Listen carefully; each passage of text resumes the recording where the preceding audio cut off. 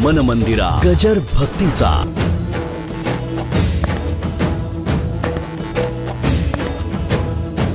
लक्षात ठेवा, जीवनामध्ये किती मोठा माणूस होऊ दे, जीवनामध्ये शेवटी प्रेमाचा पाझर लागतोच. प्रेमाचा पाझर लागतोच. अन्नाने मनुष्य जिवंत राहतो आणि प्रेमाने ते जीवन आनंदमय होतं. अन्नाने जिवंत राहतो, याच्यापेक्षा काय आहे? याच्यापेक्षा काय? अगदी तूप लावून तपाची खायला घातली, चांगला भात खायला घातला, भाजी खायला घातली, लाडू पेढे खायला घातली, जिवंत राहाल. पण समाधान? घरी आला की नाही थकून, आणि आपली बायको वाट बघत असली की नाही, नवऱ्याचा जीव एवढा काय. आणि वाढताना अहो एक घ्या ना पोळी जास्त, अहो घ्या ना, अहो एक लाडू घ्या, हो अरे नको नको घ्या. बरं वाटतं आपलं कोणतरी काळजी. लाडूचं महत्व नाही, लाडूपेक्षा ज्या प्रेमाने वाढलं ते प्रेम गोड आहे. लाडू गोड आहे का प्रेम गोड आहे? लाडूच्या गोडीने डायबिटीस होईल आणि प्रेमाने जाईल. डायबिटीसचं एक कारण माहितीये का तुम्हाला? टेन्शन हे सुद्धा एक डायबिटीसचं कारण आहे. टेन्शन हे सुद्धा डायबिटीसचं एक कारण आहे. प्रेम असेल तर डायबिटीस निघून जाईल, तणाव असेल तर वाढेल. हे नीट लक्षात घ्या सगळं. म्हणजे अनेक कारणापैकी तेच एक कारण, तेच अनेक कारणापैकी एक आहे. म्हणजे त्यांनीच होईल असं काही नाही, पण एक कारण नक्की आहे. मग आता मला सांगा, प्रेमाने वाढल्यानंतर किती बरं वाटलं? काय 10 जणांना सांगेल, आमची बायको ना वाट बघत बसते माझी. काय हो ठीक आहे, चांगली गोष्ट आहे. वाट बघणं बायकांनी, एक मी तुम्हाला सांगतो, भूक लागली तर खाऊन घ्या, पण त्याला सांगा वाट बघते. हा आजचा शेवटचा गुरुमंत्र.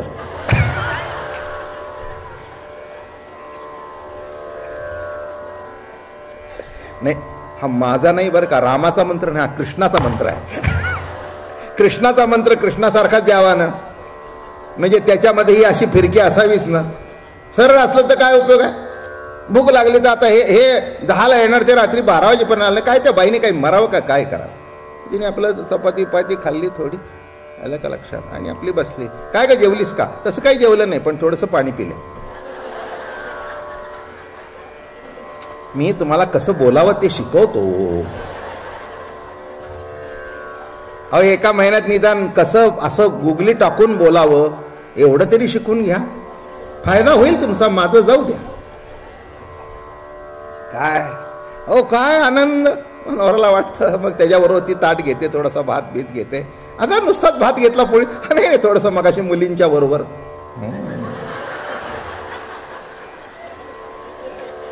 क्या बात.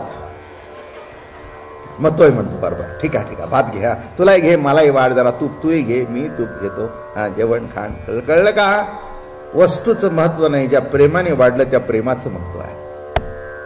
माणूस खाण्याकरता भुकेलेला नसतो, मनुष्य या जगामध्ये प्रेमाकरता भुकेलेला आहे. बाकी काय लागतं हो? एक सांगू का, ज्यांनी जन्माला घातलाय तो कुठे नाही कुठेतरी तुमच्या जेवणाची थाळी लिहून ठेवलेली आहे. महाराज म्हणाले, काय सुंदर लिहितायत, अधनी घातली या हरळ होती अमृताचे तांदूळ, जरी भुकेची राखे वेळ श्री जगन्नाथ. भुकेची वेळ राखणारा जगन्नाथ आहे, काळजी करू नको. भुकेच्या वेळेला जगन्नाथ तुझी वेळ राखतो. हरळ घाल, बाकी दगड घाल, त्या दगडाचे सुद्धा तांदूळ होतील, कारण भुकेची वेळ राखणारा परमात्मा आहे. चिंता करू नकोस. हे बघा, या जगामध्ये एकच वस्तू अशी आहे, वस्तू म्हणजे परमात्मा, की जो कुणालाही सोडता येत नाही. पुढचं सांगतो, कुणालाही धरता येत नाही. बोलणं कळलं का?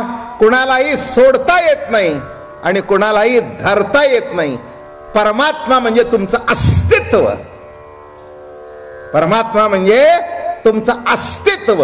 तुमचं अस्तित्व तुम्ही सोडूही शकत नाही आणि तुमचं अस्तित्व तुम्ही धरूही शकत नाही. अस्तित्व म्हणजेच तुम्ही. मग अस्तित्व म्हणजे जर तुम्ही आता त्यातला काय सोडता आणि काय धरता सांगा मला. तेव्हा सोडण्याचा आणि धरण्याचा प्रश्नच येत नाही. असा ज्याला सोडता येत नाही, ज्याला धरता येत नाही, असा जो तो त्याचं नाव कृष्ण. कृष्ण परमात्मा. म्हणून लक्षात ठेवा, कृष्णाचं कौतुक अलौकिक आहे बरं का. त्याच्यासारखा अवतारी पुरुष महात्मा जगात झाला नाही, होणार नाही. कोणी बघा, बाळ तोच, पती तोच, प्रवचनकार तोच, योद्धा तोच, सर्व तोच. आणि असा कंस समोर बसला होता. गेला, धरली शेंडी. रमेचा वल्लभ देखियला कंसे, धरोनिया आवेश बैसला असे. आवेश धरून बसला होता, खुर्ची धरून घट्ट. असा तो सिंहासन घट्ट धरून बसला होता. त्वरे धावनिया धरियला केशी. बरं का, हात बीत धरला तर सटकता येतो, पण केसाला असा एकदा पिळा मारून धरलं की नाही ते अवघड जात. मग ते आपला हात धरत नाही, केसाला ओढ लागू नये म्हणून केस धरतं आपलंच. कळलं का तुम्हाला? हे शास्त्र आहे त्यात. काय काय कळलं तुम्हाला? हात धरला तर खेचता येतो, पण केस धरला तर ओढल्यावर मग ते काय करतं, ओढ लागू नये म्हणून तेच धरतं. आता हा केस नव्हता, पण रोम रोम हा होता. कळलं? केसाचं काय घेऊन बसला?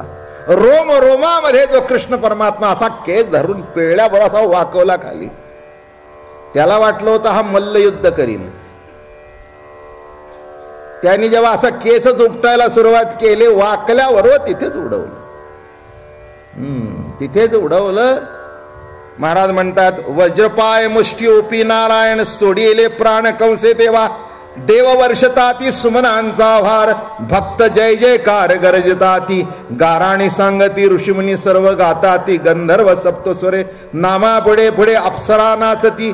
वर्णिताती कीर्ती वेदयाची. आणि जेव्हा सुरू झालं, ओढला त्याला खाली, बाजूला काढला. आणि राज्य स्थापियला उग्रसेन तेव्हा. उग्रसेन त्याचा वडील कंसाचे, बरं का. मग त्याला आणला, त्याला राज्यावर बसवला, बरं का. हे सगळं भाऊ काय, कृष्ण गेल्यानंतर बाकी तिथे सगळे आपोआप बाजूला सरले, हात जोडून उभे राहिले. काय जे मगाशी आडवत होते ते हात जोडून उभे राहिले. ते म्हणले, कृष्णा क्षमा कर, मगाशी आम्ही तुला अडवलं असेल, ते तुला अडवलं नाही, तो आम्हाला जिवंत ठेवणार नाही म्हणून आम्ही अडवलं तुला. नाही, ते म्हणले, एवढं बारीक सारी गोष्टी मी बघतच नसतो,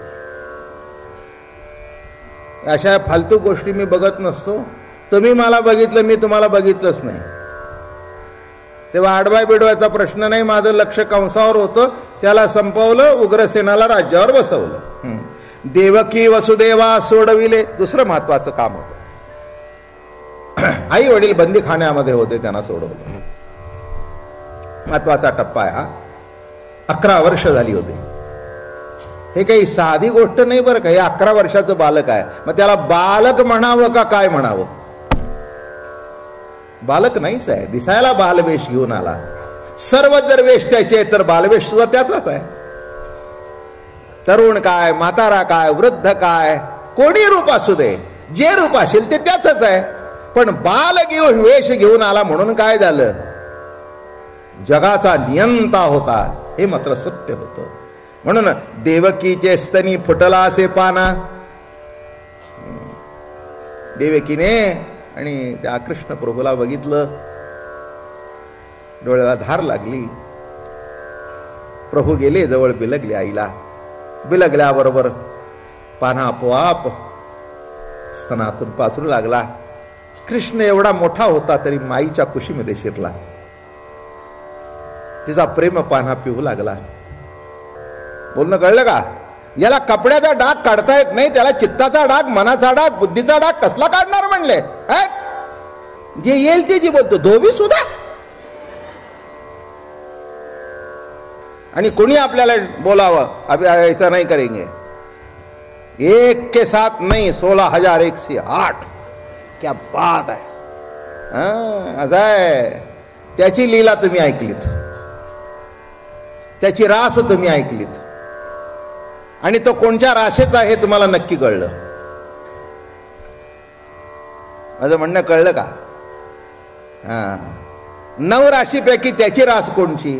9 राशी ज्या राशीतून प्रगट होतात ती त्याची रास.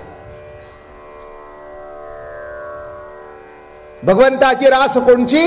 9 राशी ज्याच्या सत्तेने प्रगट होतात ती त्याची रास.